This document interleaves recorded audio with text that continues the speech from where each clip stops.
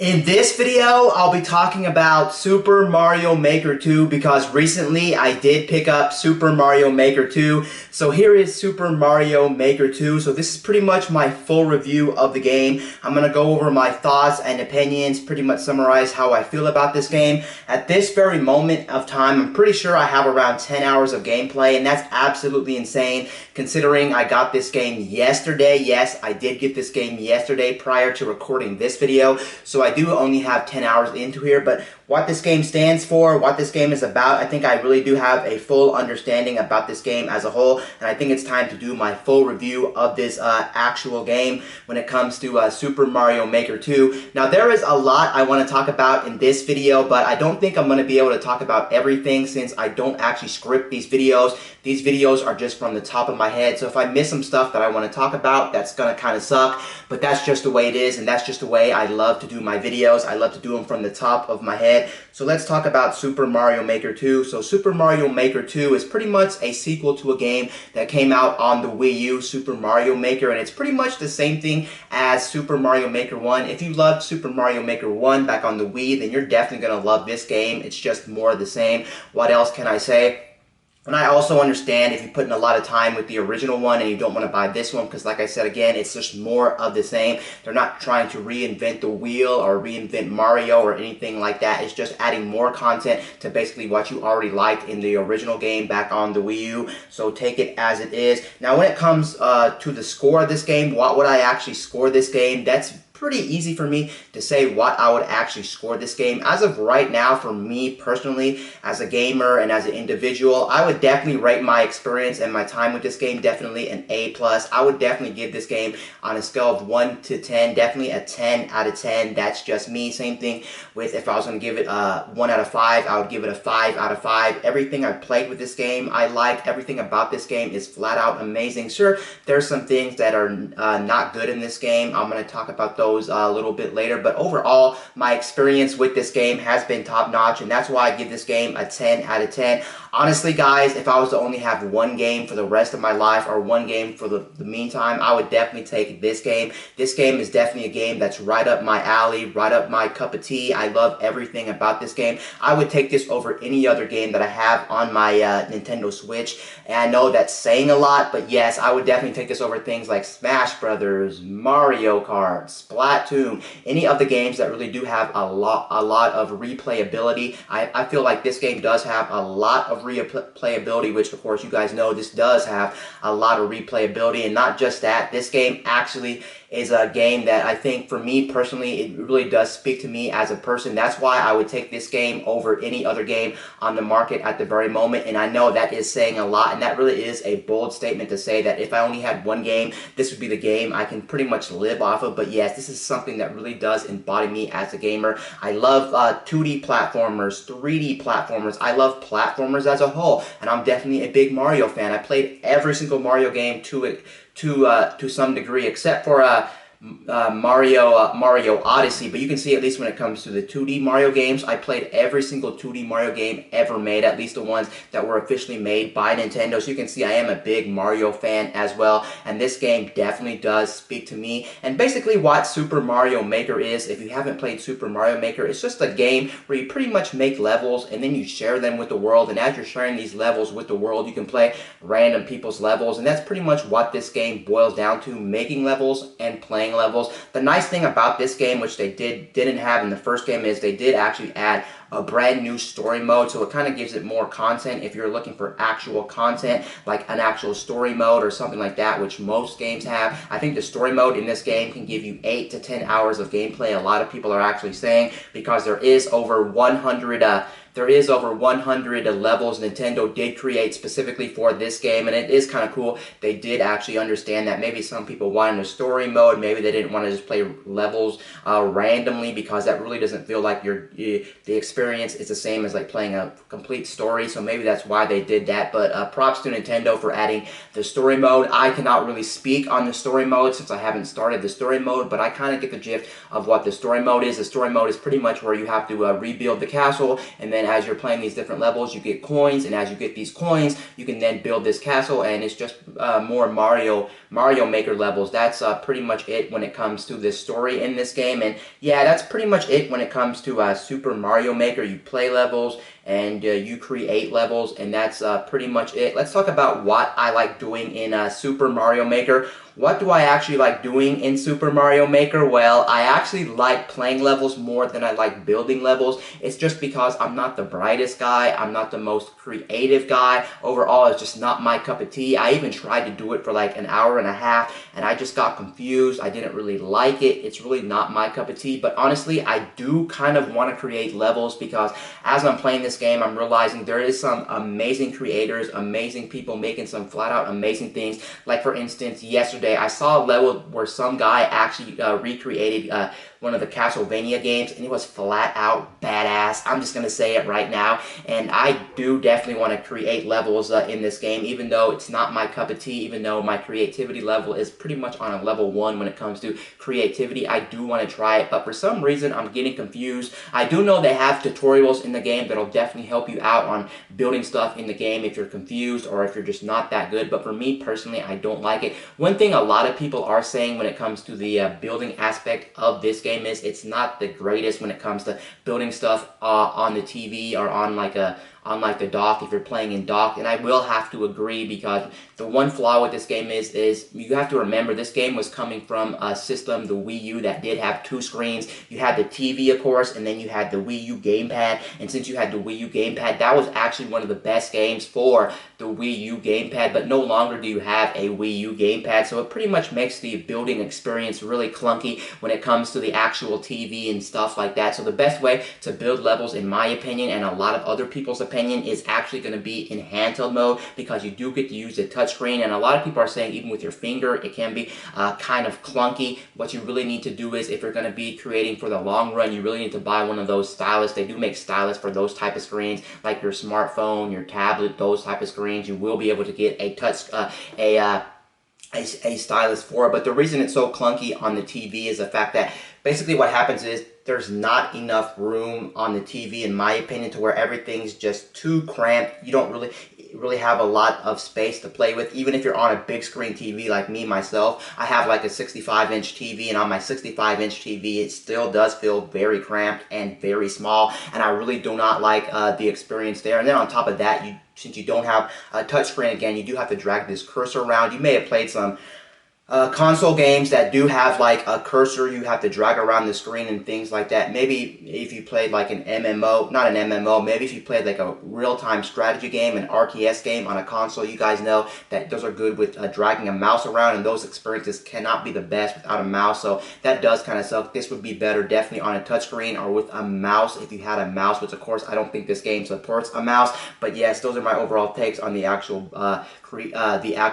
creator in this game. But overall, I'm definitely loving every second of Super Mario Maker, and this is going to be one of my most played games. I can definitely see myself playing easily 500 hours in this game in my lifetime, maybe even 1,000 hours in this game. This is one game also I am going to say right off the bat, for me and for a lot of other people, this is definitely worth $60. If you feel like supporting Nintendo and you want a game that'll last you pretty much forever, this is going to be the game to get. I will admit, no game you'll never get bored of. Of course, I'll get bored of this game eventually, but the nice thing is I can always come back to this game and mess around here and there and things like that. That's why I like this game. In my opinion, I think you should also buy games that you can always come back to once in a while, whether it be like Mario Kart, Super Smash Brothers, this game, other games that really do have good replayability, or games you can just like mess around with for about 10 minutes, 15 minutes, put down, go on the road. And you guys know, with the nature of the Nintendo Switch is a hybrid system, and since the Nintendo Switch is a hybrid system, I feel like personally this is one of the best games to get, because you do have to remember when you're playing this on the TV, you can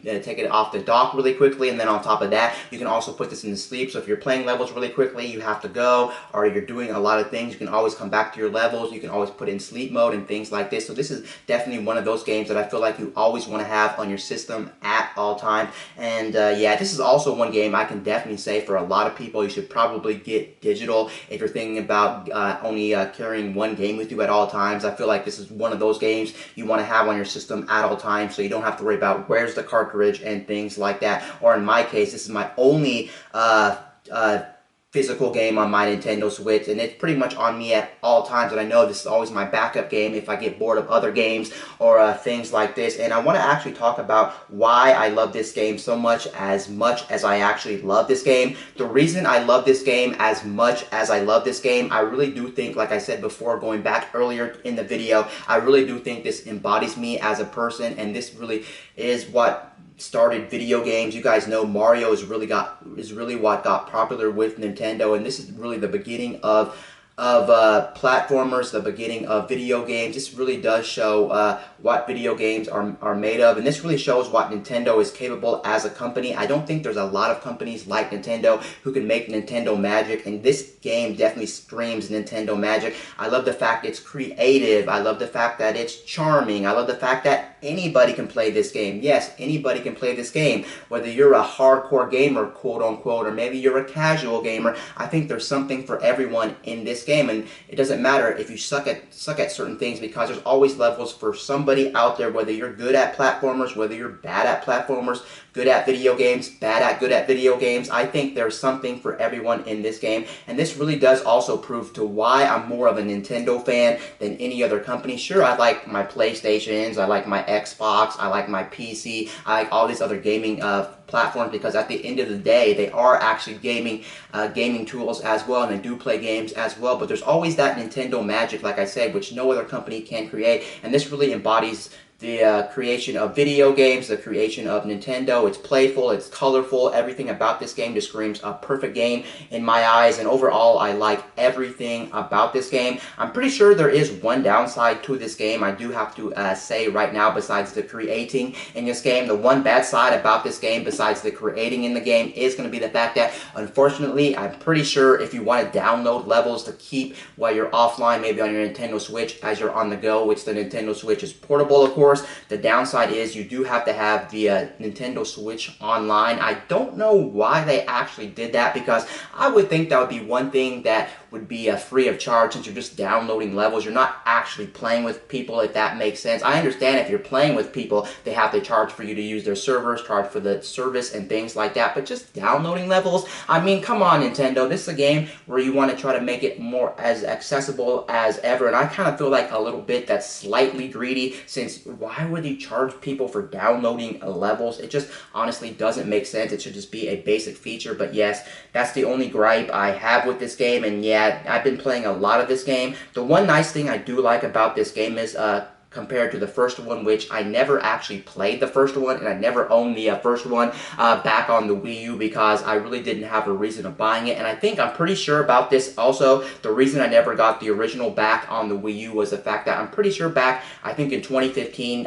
Splatoon and Mario Maker came out a couple months apart, and since they came out a couple months apart, I really didn't have a reason to buy Mario Maker. I already spent my $60 on Splatoon 1, and it came out so close. And then after I played Splatoon, I guess I just got addicted to Splatoon, and I never really went ahead and bought Mario Maker. I just left Mario Maker set, so I'm actually glad I'm actually getting a Mario Maker. But one thing they did do with this game, which is nice, they did give us a brand new play style compared to Mario Maker 1. We did get 3D world levels, and I think I talked about this before. 3D World is definitely one of my favorite 3D Mario games of all time, and I know 3D World's not even technically a real quote-unquote 3D Mario game, because it's pretty much a 2D/3D Mario game. It still has the level progression of the 2D Mario. It also feels a lot like a 2D Mario, so it's not a true 3D Mario like something like Odyssey, Galaxy, Super Mario 64, I get that. But overall, I'm very happy that they did this in this game. How does Super Mario 3D World actually translate to 2D Mario, since it was originally more of a 3D type game? Well, I can honestly say I'm pretty happy with what they did with this game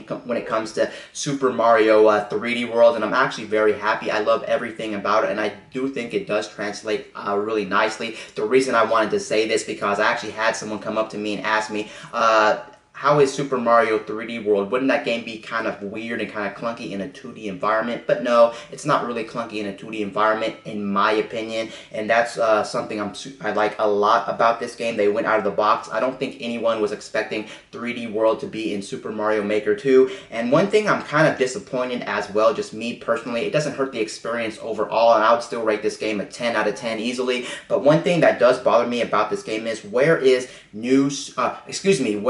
Super Mario Bros. 2 back on the NES? Why is that design not here in this game? We have Mario 1, Mario 3, World, New Super Mario Bros. And then 3D World. Why is it not in here? Honestly, it just kind of bothers me, but it's not really a big deal. And this is also one game too that when you buy this game, as of right now, I'm pretty sure like the original game back on the Wii U, they're going to keep updating this for many years to come. So don't think this is the complete whole package when it comes to Super Mario Maker. Just like Splatoon, I'm pretty sure in like a Nintendo Direct or down the road, they're going to add more content. So who knows if they'll actually listen to me and add Super Mario Bros. 2 as an actual theme. I do know Super Mario Bros. 2 was one of those weird games. It wasn't officially a Nintendo game, or wasn't supposed to be a Mario game. They pretty much just changed a game in Japan called Doki Doki Panic, I think it's called, and then they ported it to the US because the real Mario 2 was way too hard, and they admitted that. It was called the Lost Levels, which Japan actually got, and I understand why they may not be able to put it in here, but I feel like 3D World is way different than the rest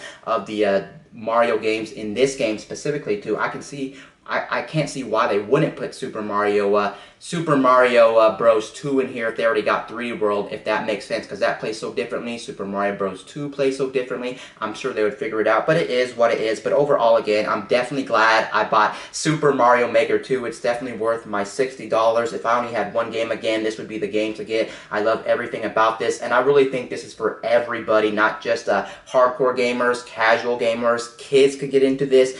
Teenagers can get to this. Your grandmother can get in this. Pretty much everybody can get into this game, and this is really why I love video games as well. I'm always having a smile on my face every time I play this game and things like that. I will say this game is inconsistent if you're going online, because a lot of people are making a lot of different levels, so just take that into consideration when you're playing this game. If you're not creating your own levels and you're playing random people's levels online outside of the story mode after you beat the story mode and things like that, I will have to say the quality of this game is very hit or miss, but that just depends on the creator. That depends on how well the levels are, so you'll just have to keep searching through a lot of junk and a lot of clutter, I will have to admit, with this game, because not every level do I enjoy, not every level do I like, but overall I'm liking more than I'm disliking in this game, and overall this is a certified go. Pick this up for $60. I'm telling you, you'll have hundreds of hours of content. This is one game you're not going to want to miss. Anyway guys, this is Wayne from My Tech News, signing out.